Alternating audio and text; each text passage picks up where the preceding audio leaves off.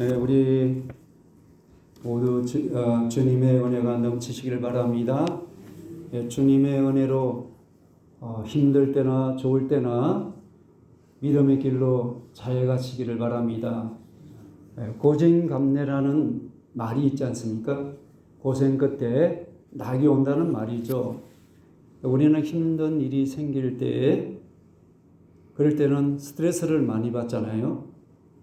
근데 또한 건강의 문제나 직장에서 또 갈등, 개인적인 또 고민 등 여러 가지 어려움이 우리에게 생길 수 있습니다. 이것은 나를 불행하게 만드는 것이 아니라 나를 단단하게 만드는 과정입니다. 이렇게 긍정적으로 생각해야지. 아이고 어떻게 사나, 아이고 불안해, 큰일 났어. 부정적인 생각이죠. 긍정적인 생각으로 하나님을 믿고 하나님께 모든 것을 맡기고 나아가면 이런 과정 속에 우리는 하나님 은혜를 경험하게 될 것이고, 또 하나님은 방향이 틀렸기 때문에 방향을 제대로 잡으라고 고난도 주실 수가 있습니다. 아픔도 경험할 수 있고 실패도 경험할 수가 있습니다. 그러나 쭉 우리가 걸어온 길을 되돌아보니까 그 가운데 하나님께서 은혜 주셔서 일어나게 하시고 회복해 주시는 놀라운 은혜가 있었단 말이죠. 그러기에 믿음으로 힘들어도 다시 일어나서 갈 수 있기를 바랍니다. 그래서 오늘 본문에서는 우리에게 그렇게 되려면 하나님께 시선을 맞추라는 거예요. 하나님께 나아가기 위해서 먼저 내가 해야 할 일이 있다는 겁니다. 그것이 뭐냐면 관계예요. 관계가 제대로 안 됐으니까 회개를 해야 된다는 겁니다. 그래서 오늘 본문에 보면 이들이 세례받기 위해서 세례 요한에게 왔습니다. 근데 세례 요한은 아주 그들에게 강하게 말합니다. 어떻게 말하기에 그렇게 강하게 말했을까요? 다 같이 7절을 합독하겠습니다. 요한이 세례를 받으러 나오는 우리에게 독사의 자식들아 누가 너희에게 일러 장차 올 진노를 피하려 하더냐. 세례 받으러 온 자들에게 독사의 자식이라고. 이건 도저히 이해가 안 되지 않습니까? 아니 이들은 유대인 아닙니까? 하나님 택한 백성들 아니에요? 다짜고짜 그냥 그 순간 그냥 독사의 자식이라고 말하고 있어요. 독사의 자식은 곧 다르게 말하면 마귀의 자녀라는 것이죠. 아니 그들이 독사의 자식이라면 그대로 가면 하나님의 진노가 임한다는 거죠. 하나님의 심판이 있다는 거예요. 근데 이 소리를 듣고 사람들이 막 모여드는 거예요. 왜요? 하나님의 이 무서운 심판에서 벗어나기 위해서 몰려온 거예요. 몰려온 사람들 보고 독사의 자식이라 그런 거예요. 그러면 그들 속에 독사의 자식, 마귀의 자녀면 뭔가 그들에게는 하나님의 자녀의 삶을 살지 못하고 마귀의 자녀로 살아왔다는 것이죠. 근데 세례 요한은 유대인을 하나님의 자녀라고 부르지 않고 있는 거예요. 오늘 본문에 독사의 자식들은 무리라 이렇게 말하는데 마태복음 3장 7절에서는 많은 바리새인과 사두개인에 향해서 이렇게 말하고 있습니다. 어쨌든 이 세례 요한에게 왔던 이들은 내가 이게 하나님 진노를 피하기 위해서 정말 회개하고 하나님 뜻대로 살고자 하는 이런 마음이 아니라 하나님의 진노의 무서운 심판을 피하기 위해서만 온 거예요. 이게 본질이 잘못됐다는 거죠. 본질이 잘 되기 위해서는 하나님과의 관계로 들어가야 되지 않습니까?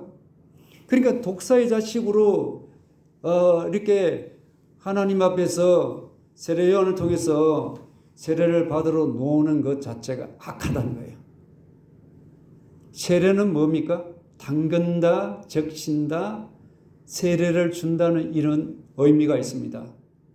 세례는 회개의 표시이죠. 회개한 자에게 주는 물로서 세례 주는 것은 표시예요. 세례 자체가 하나님의 진노를 피할 수 없다는 것이죠. 하나님의 심판을 피하려면 어떻게 해야 합니까? 회개해야 한다는 말씀이죠. 나같이 8절을 합독하겠습니다. 그러므로 회개에 합당한 열매를 맺고 속으로 아브라함이 우리 조상이라 말하지 말라. 내가 너에게 이르노니 하나님이 능히 이 돌들로도 아브라함의 자손이 되게 하시리라. 아멘. 하나님의 심판을 피하려면 회개부터 하라는 거예요. 회개는 돌이키는 것이죠. 올바른 방향으로 돌이키는 거예요. 죄에서 돌이키는 것이죠. 그것이 회개입니다. 그런데 하나님 향해 방향을 돌리지 않으면 건성이겠죠. 입술로 하나님 잘못했습니다 하는 이 식이에요. 하나님께 초점을 맞춰야 한다는 거예요. 시선이 하나님께로 가셔야 합니다. 시선이 하나님께 가 있지 않고 입으로는 잘못했습니다. 뭐가 겁나기에 애들 부모가 해처리를 들면 해처리가 겁난 거예요. 해처리를 피하기 위해서 잘못했습니다 빌잖아요. 그죠? 그런 식으로 회개하면 안 된다는 거예요. 정말 내가 잘못했습니다 하면 해처리를 들고자 할 때도 애가 눈물 흘리면 정말 해처리가 무서워서 벌벌벌 이렇게 빌고 하는 거 아니라 정말 내가 다시는 이런 일을 안 하겠다고 진심 어린 이런 말을 하면 부모가 해처리를 대겠습니까? 품어주지 않겠습니까? 그죠? 하나님도 마찬가지 아닐까요? 그런데 이들은 하나님을 향해서 방향을 잃어버렸다는 겁니다. 시선을 놓쳤다는 겁니다. 하나님과의 관계가 제대로 안 되고 있다는 거예요. 회개하지 않기 때문에 하나님의 심판이 있다는 거예요. 먼저 해야 할 것이 이것저것 구할 것이 아니라 하나님과의 바른 관계로 들어가라. 그분과의 시선을 잘 맞추는 회개가 제대로 되고 있나 이 말이에요. 회개는 입으로 고백도 해야죠. 근데 고백에 따르는 회개에는 합당한 열매를 맺어야 한다고 합니다. 합당하다는 이 말은 원어로 보면 무게를 단다 해서 이 뜻이 나왔습니다. 그러면 하나님 원하시는 삶의 무게가 있어. 나라는 인생의 삶이 있는데 살아왔단 말이죠. 말과 행동으로 살아오셨어. 그럼 그 삶이 하나님 보시기에 무게를 하나님의 저울 때 올려놓았더니 무게가 가벼우면 안 된다는 거예요. 무게가 무거워야 된다는 거예요. 이해가 되십니까? 그리고 또 가치 있다는 뜻도 있어요. 존중할 만하다, 어울리다는 거예요. 하나님 자녀다움 가치 있는 존재구나, 무게가 있는 삶을 살고 있구나, 하나님과 어울릴 수 있는 삶이구나, 이 말 아니겠습니까? 하나님과 어울리지 못하는 삶을 살아가고 있는 거예요. 세상과는 어울리고 짝하면서 세상에는 가치 있고 존귀함을 받기 위해서 거기에는 무게를 두면서 하나님께 무게를 두지 않는 삶은, 하나님과 어울리지 않고 하나님께 가치와 모든 것을 무게를 두지 않는 삶은 회개를 하셔야 한다는 거예요. 하나님의 좋을 때에 가벼우셔는 안 된다는 말씀이죠. 여러분, 하나님께서 우리 영적으로 신앙생활하는 거 무게를 달고 계시는데 모두가 합격되시기를 바랍니다. 하나님 저울에 부족하면 큰일 나는 것이죠. 하나님의 심판을 가져올 수가 있다는 겁니다. 다니엘서를 보게 되면 벨사살 왕이 바벨론 왕이었어요. 그의 부친이 예루살렘 성전에 있는 거기에 있는 금은 모든 보화, 성전에 쓰는 기물을 다 가져왔어요. 하나님께 드리는 예배에 쓰는 기물을 다 가져온 거예요. 이 벨사살 왕이 오늘날 1000명의 귀족을 싹 불러놓고서 자기가 자랑하고 싶은 거예요.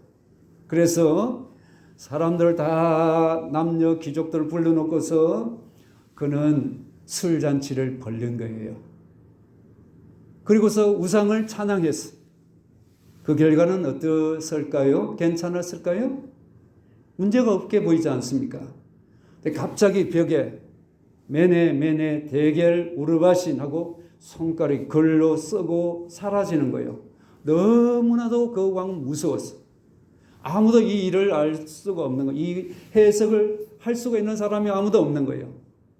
다니엘이 그 해석을 할 수 있다 해서 다니엘이 불려갔어요. 포로로 살았던 다니엘 아닙니까? 하나님께서 당신은 저울에 달한데 하나님의 저울에서 당신은 부족합니다. 그러므로 당시의 시대는 끝이 났습니다 하고 메대 바사에 그 날을 넘겨주게 됩니다 하고 끝나버린 거예요. 그날 바로 그 사람은 적사고 죽었어요. 하나님 심판으로. 여러분, 하나님의 심판을 무서워하지 않으니까 오늘 여러분 신앙이 마구잡이로 지그재그로 내가 원하는 삶을 혹시 살아가고 있지는 않나요? 우리 하나님을 두려워할 수 있는 자가 되기를 바랍니다. 하나님의 좋을 때가 있습니다. 하나님의 심판대 앞에 하나님께서 우리의 삶을 살아왔던 이 무게를 다실 때에 학교 잘했어, 수고만 했어, 눈물도 많이 흘렸지, 눈물 닦아주실 거고 등다다 도닥도닥 이렇게 도닥거려 주실 것이고 품어 주실 그 하나님을 기대하면서 힘이 들어도 아픔이 있어도 눈물이 나도 상처가 있어도 믿음으로 나아가기를 바랍니다. 하나님의 좋을 때에 내가 올라가리라, 내가 승리하리라, 내가 그분에게 합격 도장을 찍는 그날이 되리라. 날마다 이 삶이 되기를 주임으로 바랍니다. 그래서 하나님의 심판을 피하려면 믿지 않는 자 회개해야 되고, 믿는 우리에게도 삶의 자리에서 날마다 벌거벗은 몸, 우리의 흰옷이 더럽히지 않도록 회개하는 삶이 되어야 내 영혼이 깨끗해지고 삶의 자리가 하나님 보시기에 기뻐하신다는 거예요. 네, 오늘 이들이 아브라함의 자녀라고 하지만 육체적인 이 후손으로는 하나님의 진노를 피할 수 없다는 거예요. 아무리 너의 육신의 족보가 아브라함이라 할지라도 하나님의 족보에 들어오지 않기 때문에 마귀의 자녀라고 이렇게 말하고 있지 않습니까? 그래서 세례요한이 그 요단가에 있는 돌을 들어서 이 돌을 통해서도 하나님께서는 능히 아브라함 자손을 만들 수 있다고 말씀하고 있잖아요. 결국은 하나님의 자녀는 육신의 그 아브라함이란 자손의 혈통으로 족보의 근거에서 너가 하나님의 심판 벗어날 수 없고 구원받을 수 없다는 것을 우리에게 말씀하고 있습니다. 오직 하나님의 은혜로 구원받을 수 있다는 것이죠. 그래, 아브라함 자손도 참된 회개를 하면, 그리고서 예수님을 영접하면 하나님의 자녀, 진정한 아브라함의 영적 자손이 될 수 있다는 거예요. 그러므로 갈라디아 3장 9절에 보면 너희들이 그리스도의 것이냐 아브라함의 자손이라 했습니다. 예수 그리스도의 것입니까 여러분? 예수님을 모셨습니까? 그리스도인이란 예수님께 속한 자예요. 나는 예수님께 속한 자예요. 예수님께 소유가 된 거예요. 예수님 나를 소유하셨어. 예수님은 나를 받아주셨어. 내가 회개하고 예수님을 구원자로 나의 하나님으로 모셔드리면, 내 안에는 예수님 계시면 나는 하나님의 심판을 피할 수 있다는 거예요.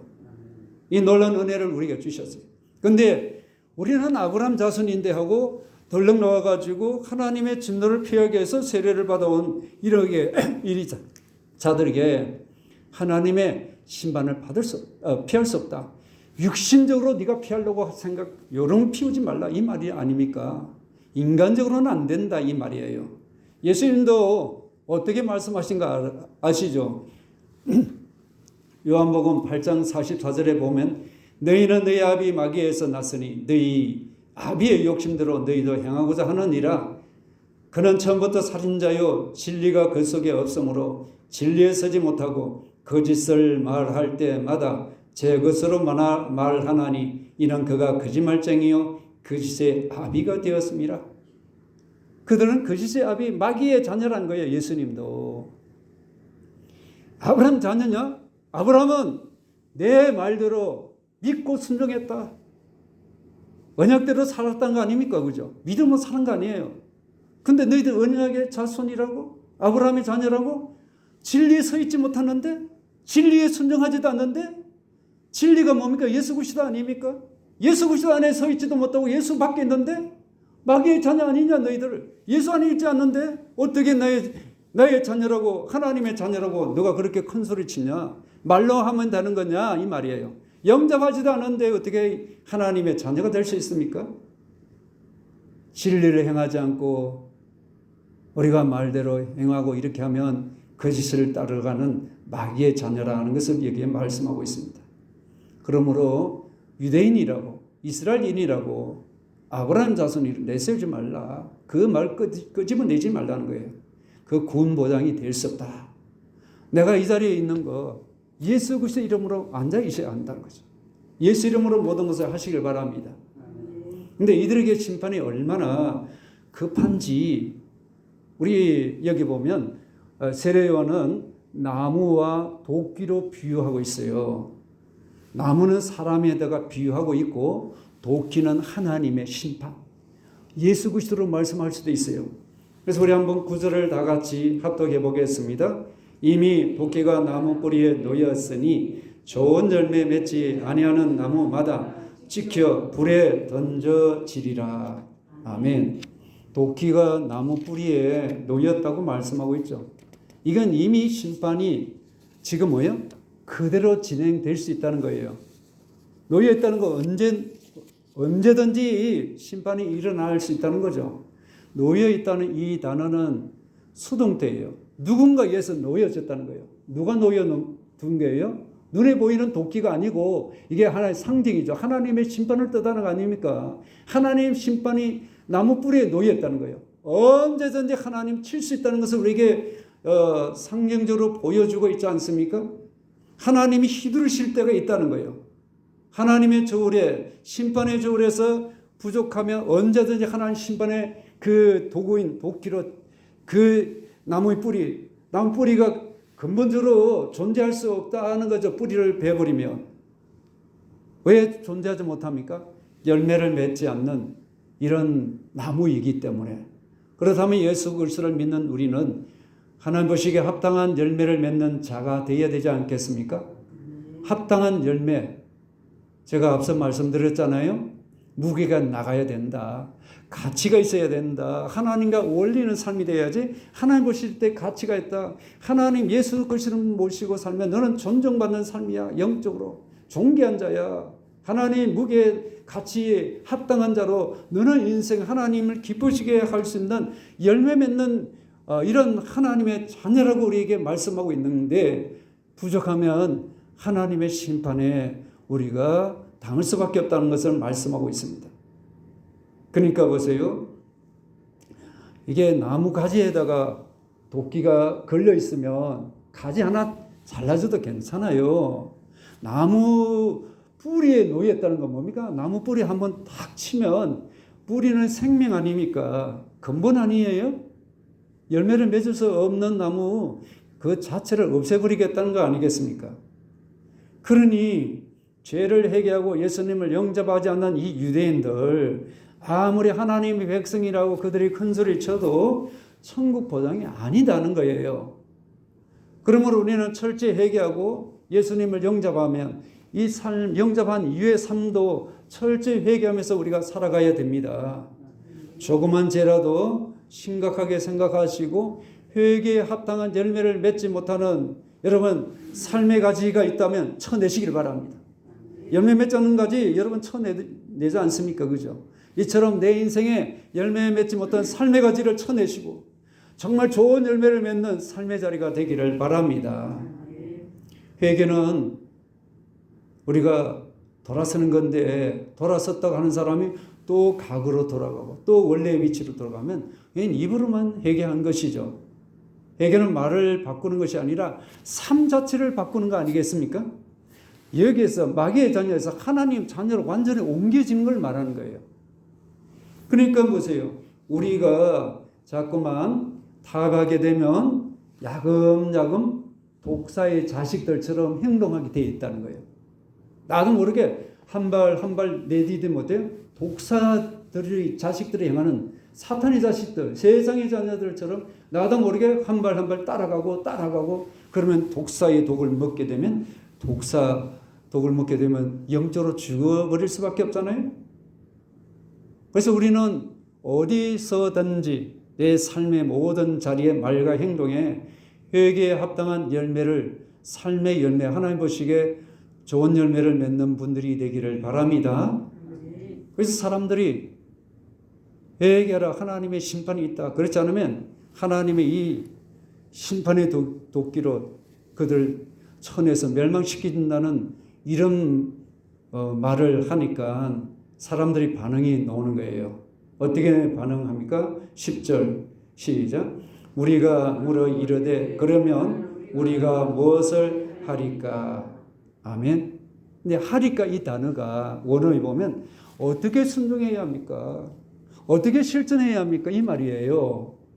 어떻게 실천하고 어떻게 순종해야 할지 모르니까 좀 알려주세요. 세례 요한에게 지금 묻고 있는 거예요. 세례 요한의 이 메시지, 하나님의 주시는 선지자를 통해서 주시는 이 메시지에 이들은 적극적으로 반응하고 있죠. 이들이 누구냐면 무리들, 그리고 세리, 군인들이에요. 근데 이들이 하나님 뜻이 무엇인지 그 말씀하시면 우리가 순종하겠다는 이 자세가 됐다는 거죠. 회개의 자세가 됐다는 거죠. 뭐라도 시키면 난 아멘하고 순종하겠습니다. 그들에게는 간절함이 있는 거예요. 그들은 잘못된 것을 버리고자 하는 처절한 영적 마음의 싸움을 하고 있는 거예요. 버리겠다는 결단을 하고 있는 겁니다. 여러분도 마음속에 영적으로 갈등하는 거 처절하게 버릴 수 있는 믿음을 가지기를 바랍니다. 여러분의 힘이 약합니까? 연약합니까? 하늘 도끼인 예수 그리스도의 도끼를 빌어서 내 속에 있는 잡탱이, 죽쟁이를 그 도끼로 쳐내시기를 바랍니다. 하나님의 알고 가지로 만들어 놓는 하나님의 도끼를 가져오셔서 내 주여 쳐내주시고 하나님 열매 맺는 인생으로 살아가게 해달라고 기도하시기를 바랍니다. 그래야 회개에 합당한 열매를 맺을 수 있지 않겠습니까? 구체적으로 하나님은 회개하기를 원합니다. 입술로 그냥 생각나는 대로 그냥 남들이 회개하자니까 따라하는 것이 아니라 얼마나 구체적인가 한번 보실까요? 11절입니다. 시작. 대답하여 이르되 옷 두 벌이 있는 자는 옷 없는 자에게 나눠 줄 것이요 먹을 것이 있는 자도 그렇게 할 것이니라 하고. 아멘. 요즘 옷이 얼마나 흔해요, 그죠? 예전에는 옷이 없었어. 옷을 꿰매 입고 위에 형들 또 다른 사람한테 물려받기도 하고 그렇지 않습니까? 그죠? 옷이 없어 그래도. 그래서 어릴 적에는 양말도 못 신고 그냥 맨발로 다니기도 했어요. 근데 보세요. 옷도 그냥 제대로 못 입고 다녔단 말이죠. 어릴 적에. 다 기억들 하실 거예요. 그죠? 옷 두 벌이 있는 자 나눠주라고 하거든요. 이 당시에 보면 이 옷이란 긴 저기 중동에 가면 사람들이 여기서부터 길게 이게 통으로 입는 이런 옷들이 있잖아요, 그죠? 그 옷이 아니고 그 속에 있는 속옷을 말하는 거예요.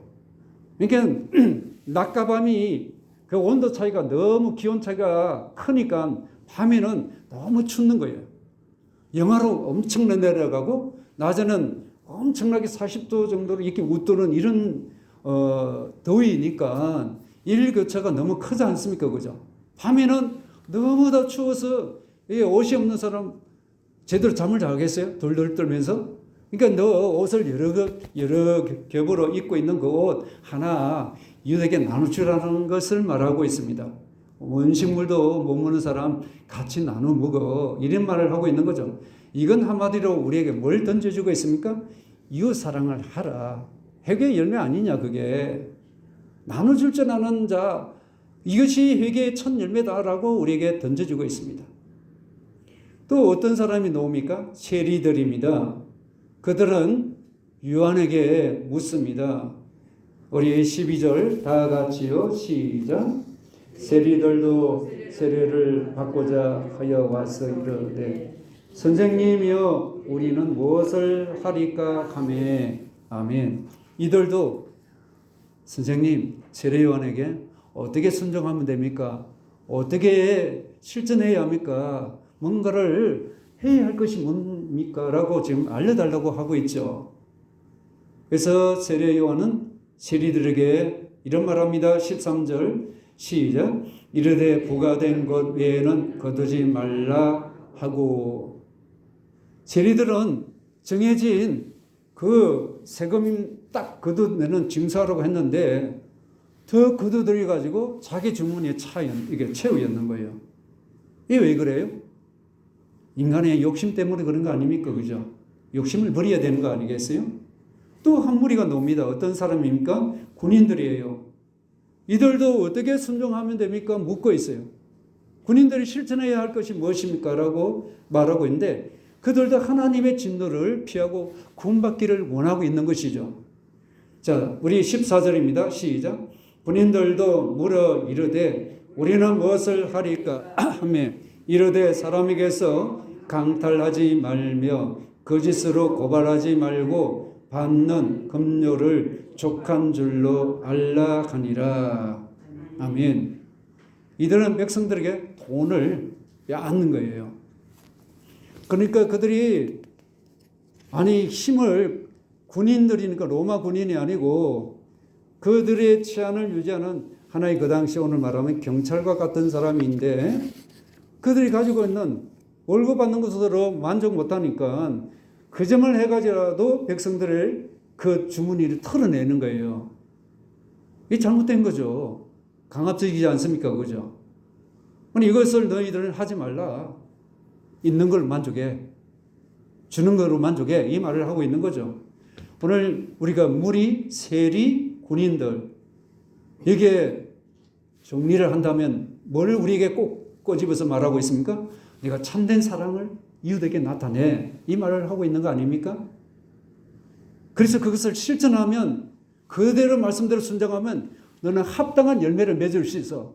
하나님이 삶의 무게를 다루실 때, 저울에 다실 때에 너는 합격이라고 가치가 있다고, 그만하다고, 그 무게에 정말 맞다고 인정해 주시는 이런 삶을 살 수 있다고 우리에게 말씀하고 있지 않습니까? 이렇게 회개에 합당한, 회개하고서 끝나지 않고 실천해야 된다는 거예요. 삶의 자리에 사랑으로 실천하는 분들이 되기를 바랍니다. 그러면 회개하는 목적이 무엇입니까? 내 마음속에 예수님을 모시고 살아가야 된다는 거죠. 예수님은 우리가 이 위에 16절 보시면 그 부분에 한번 보세요. 그는 성령과 불로 너희에게 세례를 베풀 것이요. 성령과 불로 우리에게 세례를 주신 분이에요. 근데 보세요. 그리고 알곡과 쭉증이가 또 놉니다.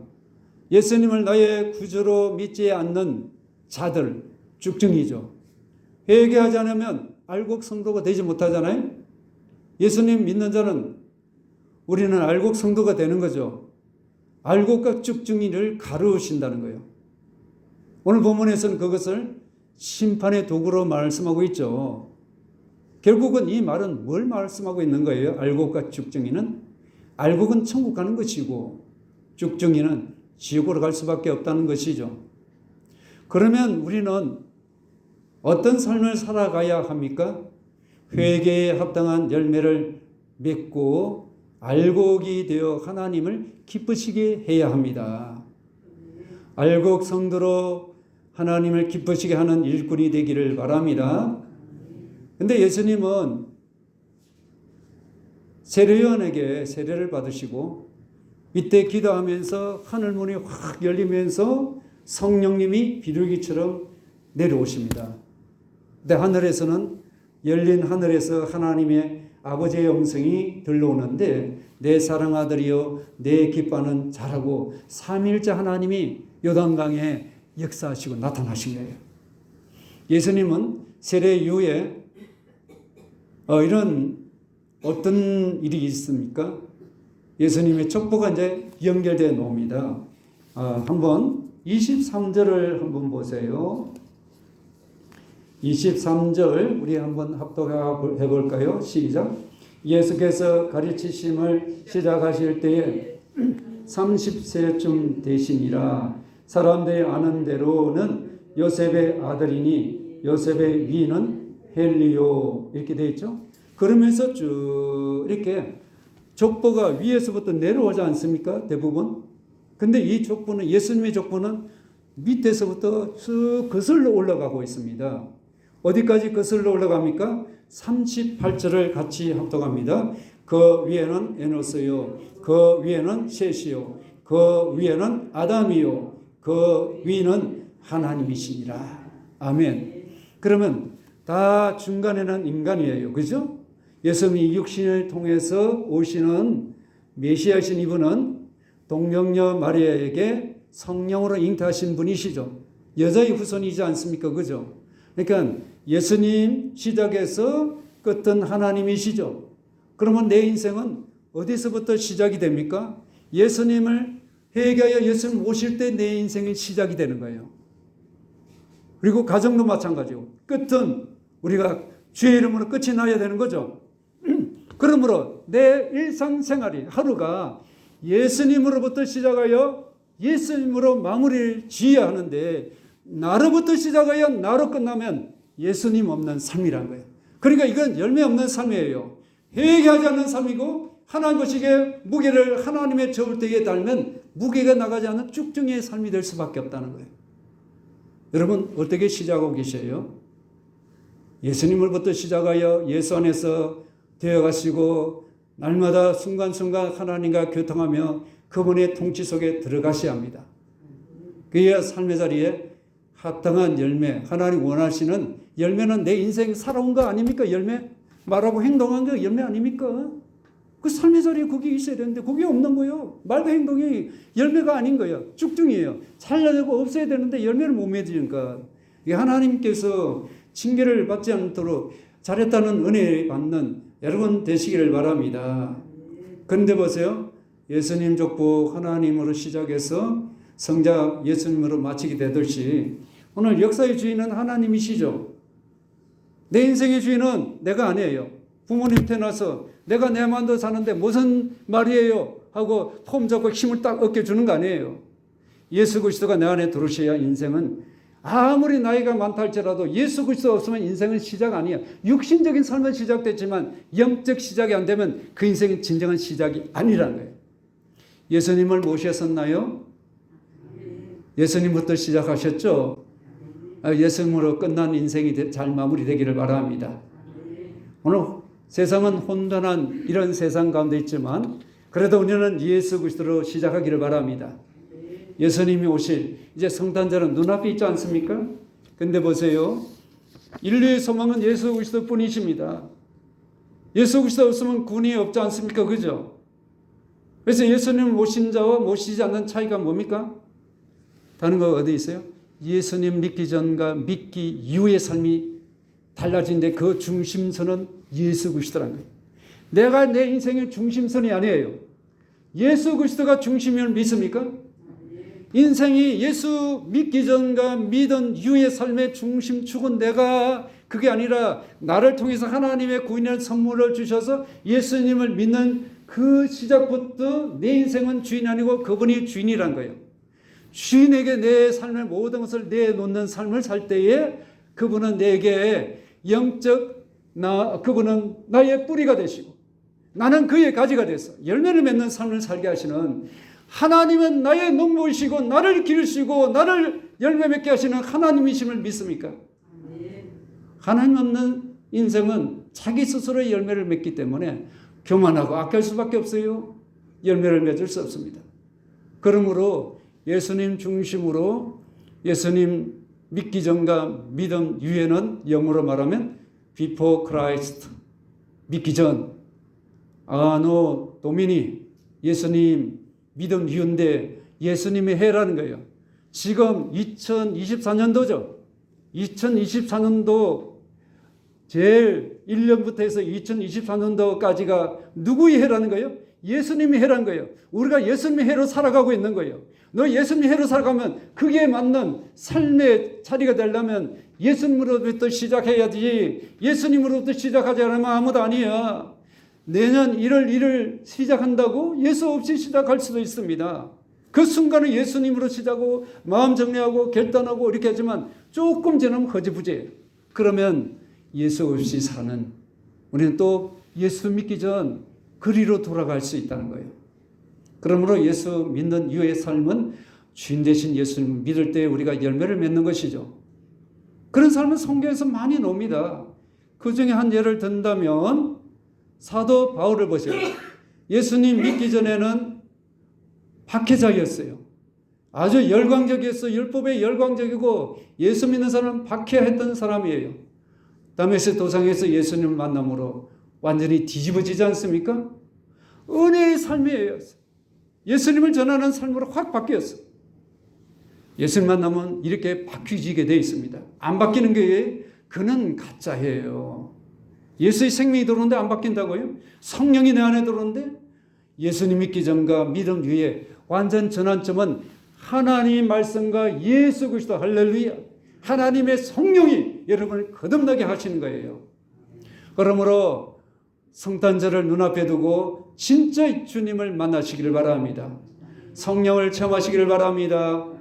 진짜 주님을 만난 그리스도인답게 깨끗하고 마음도 깨끗하고 성령 기름 부음을 충만케 받아서 새 마음 새 영으로 빛이 예수 믿기 전의 삶을 완전히 여러분 잘라버리고 예수님 믿음 이후의 삶으로 예수님이 주인 되신 삶으로 살아가실 때 삶의 자리는 열매 맺는 최고의 인생으로 하나님의 좋을 때에 합격 오늘도 잘했어 오늘도 잘했어 내일도 잘했어 하는 놀란 하늘 도장을 확 찍는 여러분 축복의 삶이 되기를 주의 이름으로 축원합니다.